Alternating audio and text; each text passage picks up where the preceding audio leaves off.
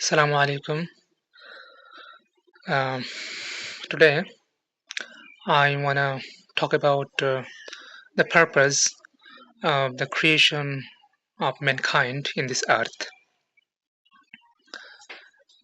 আমরা মানব সৃষ্টির যে উদ্দেশ্য সেটা নিয়ে আসলে কথা বলতে চাই একটু। আল্লাহ তাআলা এই মানুষকে কিন্তু মাটি থেকে নিজ হাতে তৈরি করেছেন। তো নিশ্চয়ই এর মধ্যে উনার একটা স্পেশালিটি তো অবশ্যই আছে নিজ হাতে তৈরি করার পিছনে। নিশ্চয়ই তিনি ভালোবাসেন, পছন্দ করেন এবং নিজের মতো ওই যে আমরা যাকে বলেন যে own করি, সেই own করেন বলেই কিন্তু ব্যাপারটা নিজ হাতে তিনি আসলে মাটিতে আমাদেরকে তৈরি করেছেন। এবং এছাড়াও আমরা যদি দেখি যে তিনি কিভাবে তৈরি করেছেন আ বা আমাদের মধ্যে যে রূহ ফুঁকে দিয়েছেন সূরা হিজরের ২৯ নম্বর আয়াত যদি আমরা দেখি যে তিনি তার রূহ আমাদের মাঝে ফুঁকে দিয়েছেন। তো সেখান থেকে আমরা আসলে বুঝে যাবো যে আমরা কিন্তু আসলে সাধারণ সৃষ্টি নই। পৃথিবীতে হাজার, হাজার লক্ষ, লক্ষ সৃষ্টি রয়েছে। কিন্তু মানুষ সে অনন্য। সব দিক দিয়ে অনন্য। তার বুদ্ধিমত্তার দিক দিয়ে, তার শারীরিক গঠন, তার চিন্তা চেতনা, তার যে ইচ্ছাশক্তি, will power সেগুলো সব দিক দিয়ে চিন্তা করলে আমরা দেখতে পাবো যে মানুষ আসলে একটা অনন্য সৃষ্টি এবং আল্লাহ তাআলার একটা প্রিয় সৃষ্টি। তো আল্লাহ তাআলা যখন মানুষকে তৈরি করে মাটি দিয়ে তার মাঝে তার রূহ ফুঁকে দিলেন তাহলে কি হলো? রূহের মধ্যে একটা অনন্য একটা বৈশিষ্ট্য রয়েছে। সেই বৈশিষ্ট্যটা হলো আ সে স্বাধীনভাবে চিন্তা করতে পারে।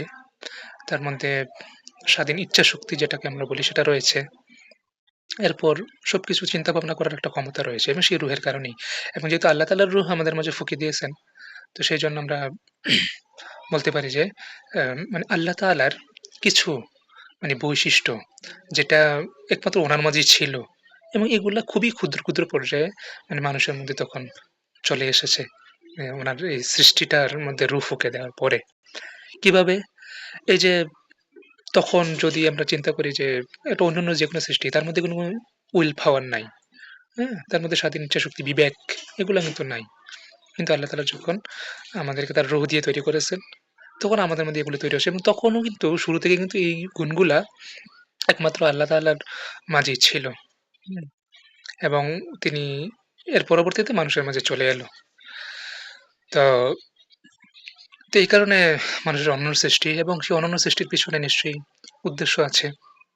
তো সেজন্য আমাদেরকে সূরা বাকারার ৩০ নম্বর আয়াতের দিকে আমাদেরকে একটু তাকাতে হবে। সেখানে আল্লাহ তাআলা কি বলেছেন যে তিনি মানুষকে কি বলে সম্বোধন করেছেন। আ এই যে আমরা ৩০ নম্বর আয়াতে যদি দেখি, "ওয়াইযা ক্বালা রাব্বুকা লিল মালাইকাতি" আ যখন তোমার প্রভু যখন মালায়েকদের ফেরেশতাদেরকে যখন বললেন, আ "ইন্নী জাইলুন ফিল আরদি খলিফা" নিশ্চয়ই পৃথিবীতে আমি খলিফা প্রেরণ করব। হুম? এবং ক্বালু আতাজালু ফিহা এবং তারা তখন বলল, "আপনি কি সেখানে এমন কাউকে সৃষ্টি করতে চান, হ্যাঁ? মাইয়ুফসিদু ফিহা যারা নাকি সেখানে ফাসাদ সৃষ্টি করবে, ঝগড়া, ফাসাদ এগুলো সৃষ্টি করবে। ওয়াসফিকুদ দিমা এবং সেখানে যুদ্ধ, রক্তপাত করবে। দিমা রক্তপাত করবে ওটা স্রেফ।" ফেরেশতারা এটা বলে দিলেন। "ওয়ানাহনু নুসাব্বিহু বিহামদিক ওয়া নুকাদ্দিসু লাক" হ্যাঁ? আমরাই তো আপনার আ মানে প্রশংসা করি, আপনার তাসবিহ পাঠ করি, হ্যাঁ? আপনার পবিত্রতা বর্ণনা করি। তাহলে আপনি আবার কেন শুধু এমন একটা সৃষ্টি করছেন, আপনার খলিফা প্রেরণ করছেন যারা নাকি শুধু পৃথিবীতে গিয়ে ঝগড়া ফাসাদ করবে, যুদ্ধ রক্তপাত করবে। সাফাকুদ্দিমা এবং ফাসাদ এই ২ টা ওয়ার্ড এখানে আরাবিক ওয়ার্ড ব্যবহার করা হয়েছে। হুম?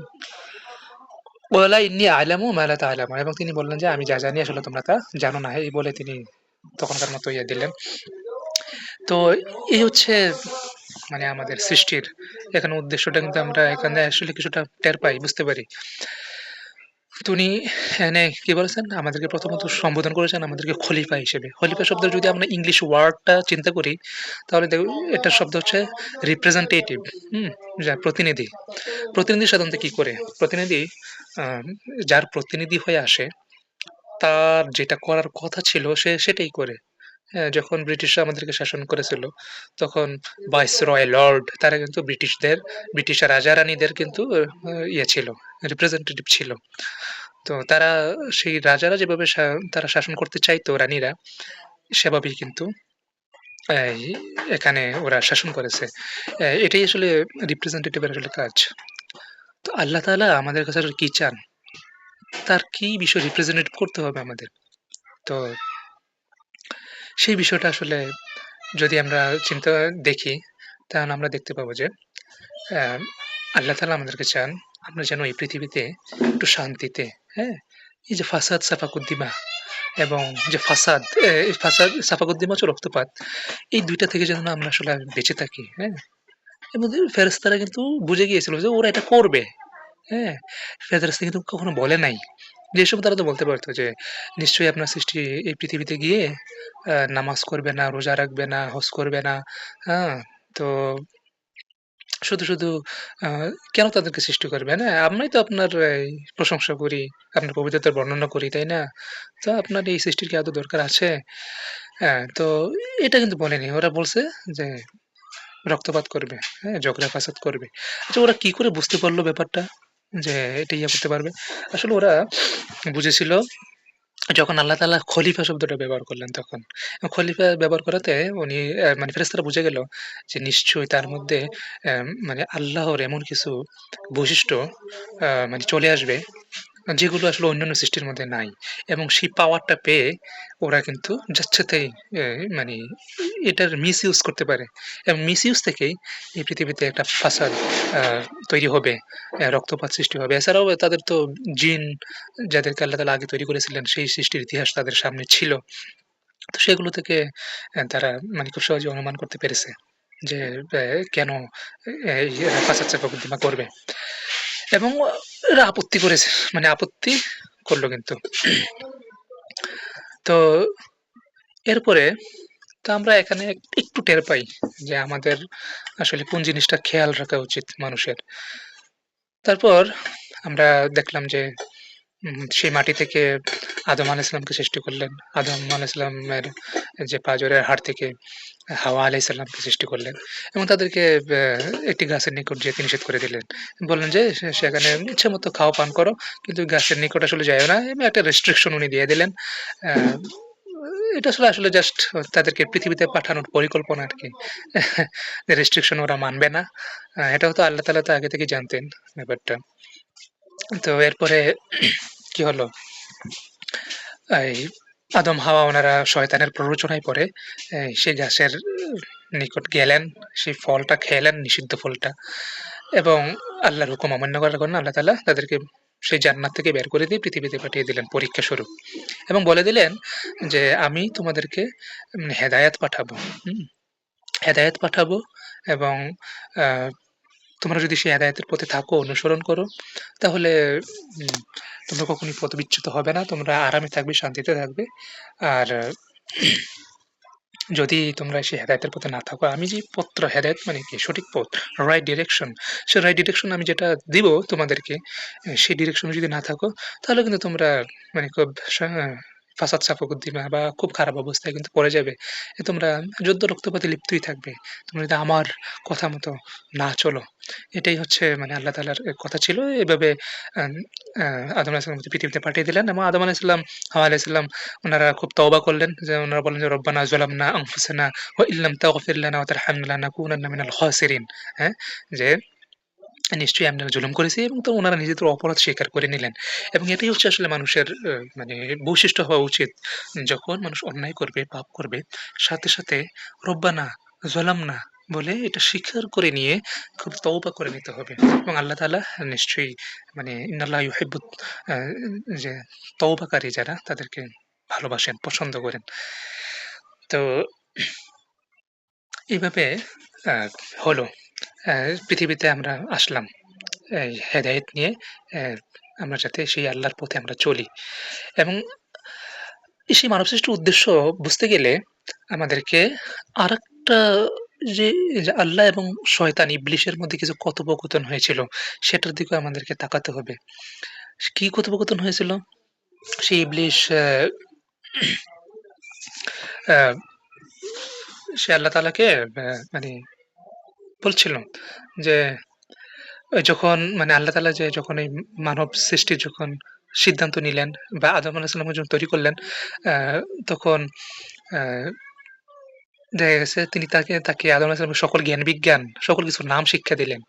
তো নাম শিক্ষা দেওয়াতে তিনি জ্ঞানে বিজ্ঞানে কিন্তু তৎকালীন যখন সৃষ্টি যে জিন বা ফেরেশতা, মালায়েক তাদের ঊর্ধ্বে উঠে গেলেন। তো সে ওই বৈশিষ্ট্যটা দেখাইয়া তখন ফেরেশতাদেরকে বললেন, "আমি কি বলিনি যে আ যে আমি যা জানি তোমরা তা জানো না?" হ্যাঁ? যে আমি দেখো এমন একটা সৃষ্টি করেছি তোমাদের সামনে অ্যা যে জ্ঞান বিজ্ঞানে তোমাদের জ্ঞানীদের সব দিক দিয়ে সেরা। তো এখন আমি তোমাদেরকে নির্দেশ দিচ্ছি তোমরা সেই সৃষ্টিকে আমার প্রিয় সে আদমকে হ্যাঁ, সেজদা করো।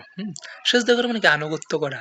এবং তখন থেকেই ফেরেশতারা সিদ্ধান্ত নিল যে তারা সে আদম আলাইহিস সালামের আনুগত্য করবে এবং সে থেকে কিন্তু আসলে এখনো আনুগত্য করেই চলছে। সে আল্লাহর হুকুমে সকল সৃষ্টি, সকল আ যা কিছু আছে এই ভূখণ্ডে, এই পৃথিবীতে, এই বিশ্ব ব্রহ্মাণ্ডে সবকিছু কিন্তু আসলে মানুষের অ্যা জ্ঞান, বিজ্ঞান সবকিছু কিন্তু আসলে মানুষের প্রধানত মানুষের হুকুম কিন্তু মেনেই চলছে। আমরা বিদ্যুৎকে ব্যবহার করছি, আমরা বাতাসকে আমাদের ইচ্ছেমতো ব্যবহার করছি, আমার পানিকে আমরা ইচ্ছেমতো আমাদের নিজেদের কাজে লাগাচ্ছি, কাস্টমাইজ করে নিচ্ছি।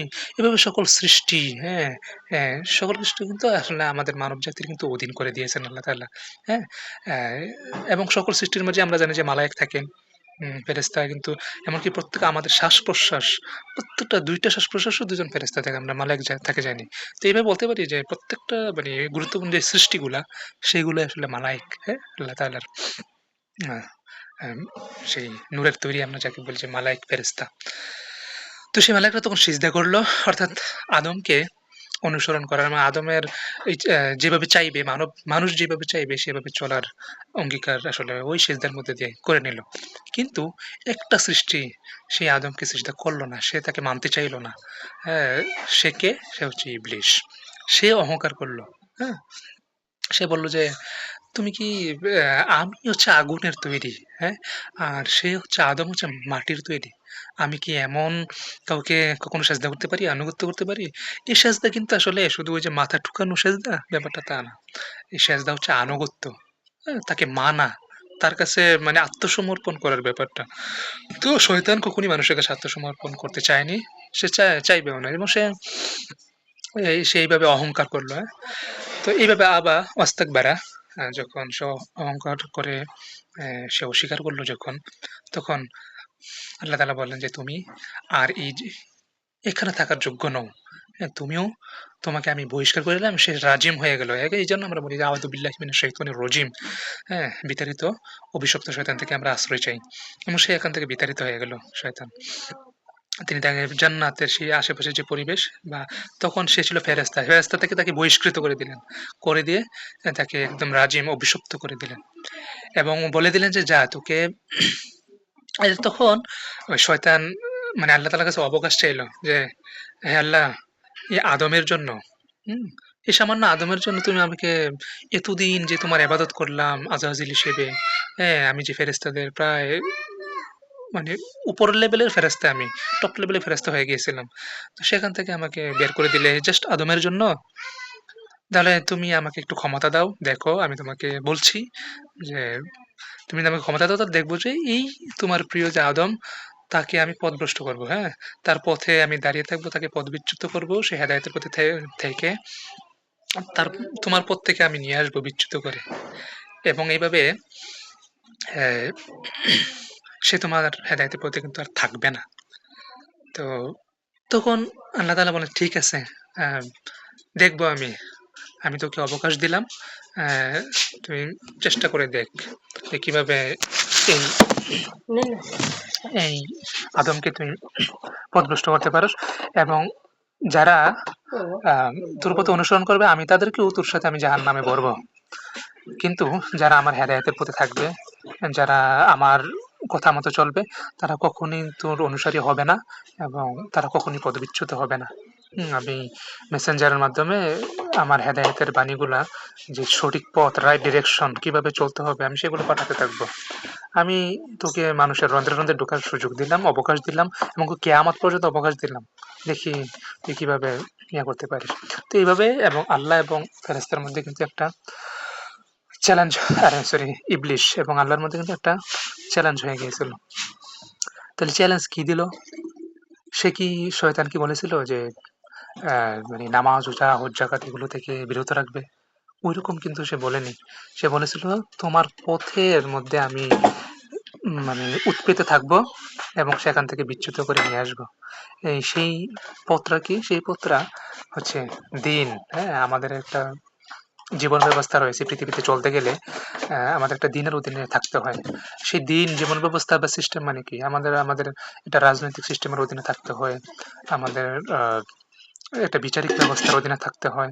থাকতে হয় একটা অর্থনৈতিক ব্যবস্থার অধীনে। আমাদের শিক্ষা ব্যবস্থা রয়েছে। সেই ব্যবস্থাগুলো কিন্তু আমাদের পুরো মানুষকে কিন্তু কন্ট্রোল করছে, নিয়ন্ত্রণ করছে এবং সেগুলোই হচ্ছে আসলে দিন।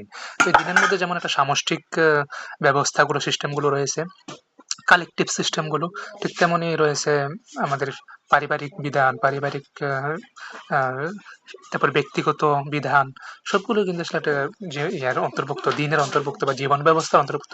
দিন শব্দের অর্থ যদি আমরা ধর্ম করি, তাহলে কিন্তু পুরোপুরি এটা মানে অর্থটা পরিপূর্ণ হয় না।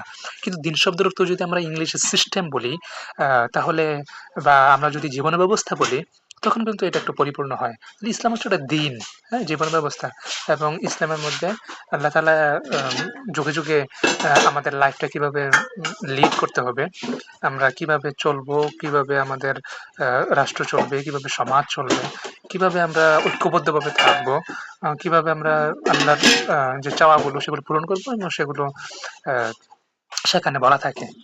তা এই যে চ্যালেঞ্জ হয়ে গেল ইবলিস এবং আল্লাহর মধ্যে। তো সেখানেও কিন্তু সে হেদায়েতের প্রতি উৎপেতে থাকার বিষয়টা ছিল।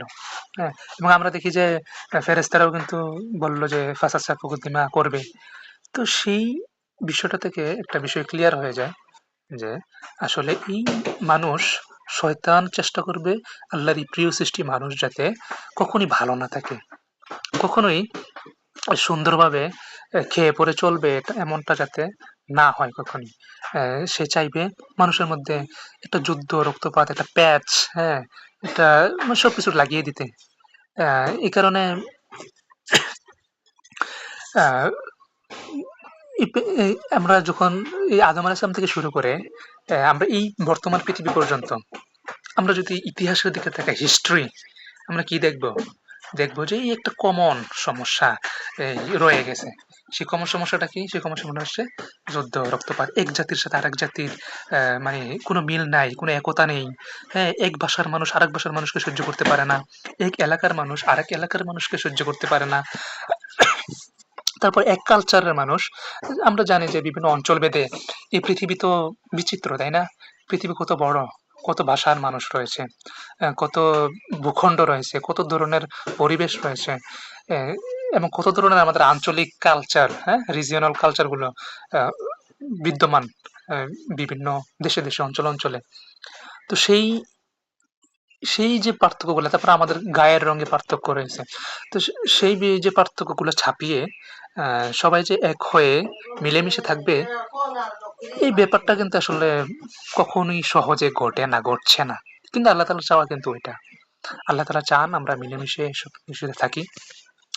তো আদম আলাইহিস সালাম থেকে মহানবী সাল্লাল্লাহু আলাইহি ওয়াসাল্লাম আগ পর্যন্ত উনি কিন্তু আ বিভিন্ন অঞ্চলে, অঞ্চলে নবী রাসূল পাঠিয়েছেন এবং সেই অঞ্চলের শান্তি, নিরাপত্তা নিশ্চিত কিভাবে করা যায় সেই সংশ্লিষ্ট নবী রাসূলকে ওই এলাকায় পাঠিয়ে তিনি ওই ইবলিস থেকে বাঁচানোর চেষ্টা করলেন। অর্থাৎ যে শান্তি, নিরাপত্তা এটা তৈরি করা ওই সমাজে, ওই রাষ্ট্রে সেটা করলেন। কিন্তু যখন হযরত মুহাম্মদ সাল্লাল্লাহু আলাইহি ওয়াসাল্লামের উপর ইসলাম আসলো, তখন কিন্তু শুধু ওই আঞ্চলিক এলাকাভেদে আর ছিল না। তখন ইসলাম হয়ে গেল ইউনিভার্সাল। এর আগে ইসলাম ছিল আঞ্চলিক, রিজিওনাল। হ্যাঁ? অর্থাৎ এমনকি কোনো নবী একটা পরিবারের জন্য এসেছেন। যেই অঞ্চলের জন্য যেই নবী, যেই মেসেঞ্জার এসেছেন, তিনি কিন্তু অন্য অঞ্চলে গিয়ে আর খোদকারি বা ওই অঞ্চলে গিয়ে তার বিধান প্রতিষ্ঠা করতেন না। তিনি তার অধীনস্থদেরকে একমাত্র ইসলামের পথে আ কলেমার পথে রাখার চেষ্টা করতেন। আল্লাহর তাওহীদের পথে রাখার চেষ্টা করতেন। কিন্তু মহানবী সাল্লাল্লাহু আলাইহি ওয়াসাল্লাম যখন আসলেন, উনাকে দায়িত্ব দেওয়া হলো পুরো পৃথিবীতে ইসলাম প্রতিষ্ঠার। এবং পুরো পৃথিবীতে এটা স্বাভাবিক যে মানুষের এক জীবনে আসলে প্রতিষ্ঠা করা সম্ভব না। এই কারণে রাসূল ইসলাম কি করলেন? একটা ঐক্যবদ্ধ একটা জাতি তৈরি করলেন এবং জাতির উপর দায়িত্ব দিয়ে দিলেন যে তোমরা এখন পুরো পৃথিবীতে ছড়িয়ে পড়ো। এই পৃথিবীতে ইসলাম তোমরা প্রতিষ্ঠা করো, এই দ্বীনটাকে প্রতিষ্ঠা করো। এবং এবং রাসূল সাল্লাল্লাহু বলছেন যে একমাত্র আমি এসেছি এই পৃথিবীতে আমাকে প্রেরণ করা হয়েছে অন্যান্য জীবন ব্যবস্থার উপরে যাতে এই ইসলামকে বিজয়ী করা যায়। তা অন্যান্য জীবন ব্যবস্থা আসলে কি? মানব রচিত অনেক জীবন ব্যবস্থা রয়েছে।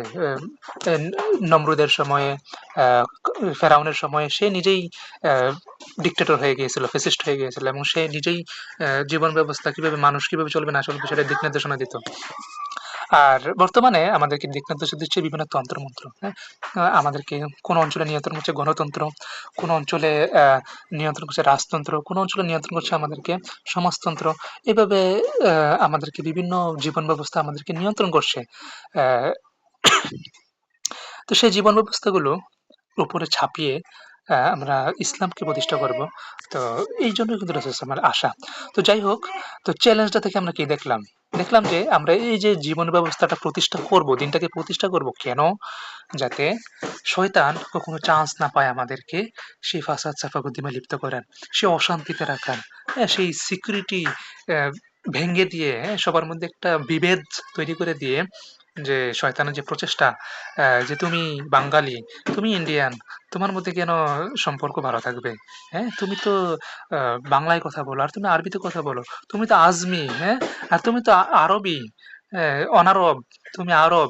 তোমার মধ্যে তো অবশ্যই পার্থক্য আছে। এই পরিচয়গুলো শয়তান তুলে ধরে আমাদের মাঝে বড় করে, হ্যাঁ? যে আমি তো আমেরিকান, আমি তো এশিয়ান। হ্যাঁ? আমার মধ্যে তো এরকম বন্ডিং থাকতে পারে না। কিন্তু আল্লাহ তাআলা কি চান?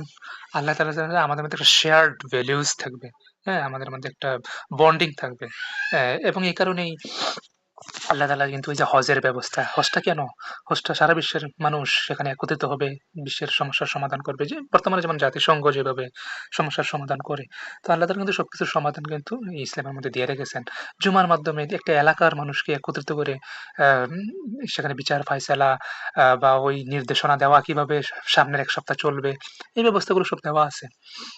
তো এই যে জুমার নামাজের মাধ্যমে একটা সপ্তাহে ১ দিন, সপ্তাহের জন্য নির্দেশনা দেওয়া, বিচারগুলা কার্যকর করা, এগুলোর মধ্যে দিয়ে আসলে আমরা কি চাই? আমরা চাই এমন একটা সমাজ হোক বা আল্লাহ তাআলা কি চান? আল্লাহ তাআলা চান এমন একটা সমাজ হোক যে সমাজে খুব শান্তির গ্যারান্টি, নিশ্চয়তা থাকবে। আমরা রা সেই শান্তিটা আসলে কেমন শান্তি? শান্তিটা হচ্ছে আমরা যদি ওই যে রাসূল সাল্লাল্লাহু আলাইহি ওয়াসাল্লাম যখন মক্কা জীবনে কালিমার দাওয়াত দিয়েছেন যে, লা ইলাহা ইল্লাল্লাহ আল্লাহ ছাড়া কোন বিধানদাতা নাই। তো ইলাহ নাই। তো তো সেই প্রচারের সময় একবার ওই যে কাবা শরীফে হেলান দিয়ে বসেছিলেন। সেই হেলান দিয়ে বসা অবস্থায় আ খাব্বাব রাদিয়াল্লাহু আনহু উনি এসে বলছেন, "হে আল্লাহর রাসূল আপনি তো আ সবাইকে কালিমার দাওয়াত দিচ্ছেন, তাদের ভালোর জন্য দিচ্ছেন। কিন্তু তারা তো নিচ্ছে না। তো আপনি দোয়া করেন যাতে তারা ধ্বংস হয়ে যায়। তারা আর অ্যা মানে পৃথিবীতে তাদের ভালোর জন্য করছেন আর তারা আপনাকে মানে শুনছেই না আপনার কথা। তো তখন রাসূল সাল্লাল্লাহু আলাইহি ওয়াসাল্লাম এটা সিরিয়াসলি নিলেন কথাটা এবং তিনি সোজা হয়ে বসলেন। বসে বললেন যে, "কি বললা? আবার বলো তো?" তো খাব্বাব রাদিয়াল্লাহু আনহু আবার কথাটা বলল। তো এরপর রাসূল বললেন, "শোনো খাব্বাব, এমন একটা সময় শীঘ্রই আসতেছে যখন একটা মেয়ে মানুষ স্বর্ণালঙ্কার পরিহিত অবস্থায়, সুসজ্জিত অবস্থায় আ রাতের অন্ধকারে সে সানা থেকে হাজরামত তৎকালীন ৩০০ মাইল সে পায়ে হেঁটে যাবে। তার মধ্যে বন্যজন্তু এবং আল্লাহর ভয় ছাড়া কোনো আর ভয় থাকবে না। তাহলে কেমন শান্তির গ্যারান্টি তিনি দিচ্ছেন ওই সময়? এই যে মানুষকে ঐক্যবদ্ধ করার চেষ্টা করছেন কালিমার ভিত্তিতে, তাওহীদের ভিত্তিতে, সেটার পেছনে উদ্দেশ্য ছিল ঐরকম একটা নিরাপত্তা তৈরি করা। এবং এই নিরাপত্তা তৈরি করাতে কি হয়েছিল? মদিনা রাষ্ট্র যখন প্রতিষ্ঠা হয়েছিল ইসলামটা, তখন আমরা দেখি যে মানুষ ওই যে বেদুইনরা সরি শহরের যারা ব্যবসায়ী তারা টাকা নিয়ে এম যে টাকা নেওয়ার মতো আছে কিনা কেউ জাকাত খুঁজতে, খুঁজতে একদম মরুভূমিতে চলে যেত। গিয়ে বলত যে, আর কেউ নেওয়ার মতো আছে কিনা নেও। আমি দিতে চাচ্ছি তোমাদেরকে।" এরকম আর্থিক নিরাপত্তা তৈরি হয়েছিল। এরপরে সামাজিক নিরাপত্তা কেমন হয়েছিল? সামাজিক নিরাপত্তা হয়েছিল যে মানুষ দরজা খুলে ঘুমাতো। দরজা দেওয়ার প্রয়োজন বোধ করত না। মানুষ আ দোকান খোলা রেখে চলে যেত মসজিদে নামাজ পড়তে এবং সেই দোকান, স্বর্ণের দোকান যে বন্ধ রাখবে সেটার প্রয়োজনীয়তা অনুভব করত না। টাকা হারিয়ে গেলে সেটা সে পাওয়া যেত। এই হচ্ছে ইসলামের আসলে উদ্দেশ্য, মানব সৃষ্টির উদ্দেশ্য এবং যুগে, যুগে এই উদ্দেশ্যটা কিন্তু রয়ে গেছে। এবং এই কারণে আমরা দেখব যে মানুষে, মানুষে যে মানবিক মূল্যবোধ, মানুষে, মানুষে যে একটা হিউম্যানিটি এবং আমাদের মানুষের যে আমরা বিভিন্ন গুণ বলি, যেগুলো গুণ একটা মানুষ হিসেবে মানুষের সাথে থাকতে গেলে, মানুষের সাথে বসবাস করতে গেলে দরকার পড়ে। এই যে তার প্রতি সহনশীল থাকা, তারপর একজন আরেকজনের প্রতি যে ভালোবাসা, আ সেই বিষয়গুলো আ কিন্তু এইজন্য যুগে, যুগে কিন্তু একই রয়ে গেছে। যখন আল্লাহ তাআলা বিভিন্ন যুগে, যুগে নবী রাসূল পাঠিয়েছেন, এলাকা ভেদে, তারপর যুগ ভেদে, সময় ভেদে বিভিন্ন বিধান যেগুলো আল্লাহর হকের সাথে জড়িত, এগুলো পরিবর্তিত হয়েছে। কিন্তু যেই বিষয়গুলা বান্দার হকের সাথে জড়িত, যেই বিষয়গুলা মানবিকতার সাথে জড়িত, এগুলা কিন্তু সবসময় একই রয়ে গেছে। সে আদম আলাইহিস সালাম থেকে শুরু করে আজ পর্যন্ত একই। আদম আলাইহিস সালামের সময় যেমন রক কাটলে রক্ত বের হতো লাল রক্ত, এখনো রগটা কাটলে লাল রক্তই কিন্তু বের হয়। হ্যাঁ? কারো অন্য রঙের কিছু বের হয় না। তো এই যে আমরা মানুষের একসাথে বসবাস করার জন্য যেই মানে সম্পর্ক, যেই গুণাবলী অর্জন করতে হয়, তারপর যেই দোষ থেকে, যে অন্যায় থেকে আমাদের বিরত থাকতে হয়। যেমন আ গীবত না করা, হ্যাঁ? যা কিছু বলার সরাসরি বলা, আ তারপর মিথ্যা কথা না বলা। তো এগুলা কিন্তু এই আল্লাহর হুকুমগুলা কিন্তু যুগে, যুগে একই রয়ে গেছে। এবং এগুলা চর্চা না করলে আসলে কি হয়? মানুষের মধ্যে যে একটা মানে একটা শান্তিপূর্ণ একটা জান্নাতি পরিবেশ তৈরি হয়। আল্লাহ তাআলা আল্টিমেটলি আমাদের কাছে এটাই চান। কিন্তু শয়তান কিন্তু কখনোই চায় না। আমাদেরকে একটা মোহ তৈরি করে, আমাদেরকে নানান সম্পর্কে ফাটল তৈরি করে। এবং এটা থেকে শয়তানের সেই ওয়াসওয়াসা থেকে, সেই ইয়ে থেকে কিন্তু আমরা বাঁচতে পারি না আসলে আল্টিমেটলি। কিন্তু যদি আমরা আল্লাহর জিকিরটা সবসময়, আমাদেরকে জিকির মানে কি? আল্লাহকে স্মরণ করা। স্মরণ কখন করব? ২৪ ঘন্টা। কিভাবে? আমি নামাজ পড়তে যাচ্ছি, আল্লাহর হুকুম ইয়ে করব। আমি একটা ব্যবসা করতে যাচ্ছি, এখানে কি আল্লাহর হুকুম আছে এটা স্মরণ করব। আমি মানুষের সাথে একটা কথা বলতে যাচ্ছি, এক্ষেত্রে আল্লাহর আসলে কি হুকুম আছে এটা স্মরণ করব। আসলে এইটাই আল্লাহ তাআলা আসলে চান।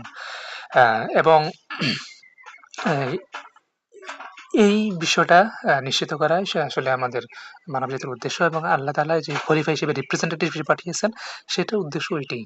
যে আমরা পৃথিবীর মানুষ, আমরা একসাথে মিলেমিশে থাকবো। আমাদের মাঝে যাতে কখনোই যুদ্ধ রক্তপাত না হয়, ফাসাদ ফাসাদ না হয়। এটাই কিন্তু আল্লাহ তাআলার চাওয়া। এবং সেইজন্য আমাদের রাষ্ট্রীয় পর্যায়ে, আমাদের উপরের পর্যায়ে, জীবন ব্যবস্থার পর্যায়ে, কিন্তু সামষ্টিক পর্যায়ে, কালেক্টিভ পর্যায়ে কিন্তু আমাদেরকে সে আল্লাহর দিনটাকে প্রতিষ্ঠা করবে। এইজন্য এটা খুবই গুরুত্বপূর্ণ রাষ্ট্রীয় পর্যায়ে সেই। এবং এই যে দিনের উদ্দেশ্যটা জানা, মানব সৃষ্টির উদ্দেশ্যটা জানা, যে আল্লাহর সাথে শয়তানের যে চ্যালেঞ্জগুলো হয়েছিল সেটা জানা, এবং মানবিক সম্পর্কে যে কেন উন্নতি করতে হয় আমাদের, সেই বিষয়গুলো উপলব্ধি করা। এই বিষয়গুলো আসলে আমরা জানতে পারলে বা উপলব্ধি করতে পারলে, তখন কিন্তু একটা মানবিক সমাজ, একটা সুন্দর সমাজ আসলে আমাদের মাঝে তৈরি হবে। আর এই রাষ্ট্রীয় পর্যায়ে, উপরের পর্যায়ে দিন প্রতিষ্ঠার গুরুত্ব এতটাই বেশি, আ এইগুলো প্রতিষ্ঠা করতে গেলে আল্লাহ তাআলা কিন্তু যে ব্যক্তিগত পর্যায়ের কিছু গুনাহ কিন্তু আল্লাহ তাআলা ক্ষমা করে দেন।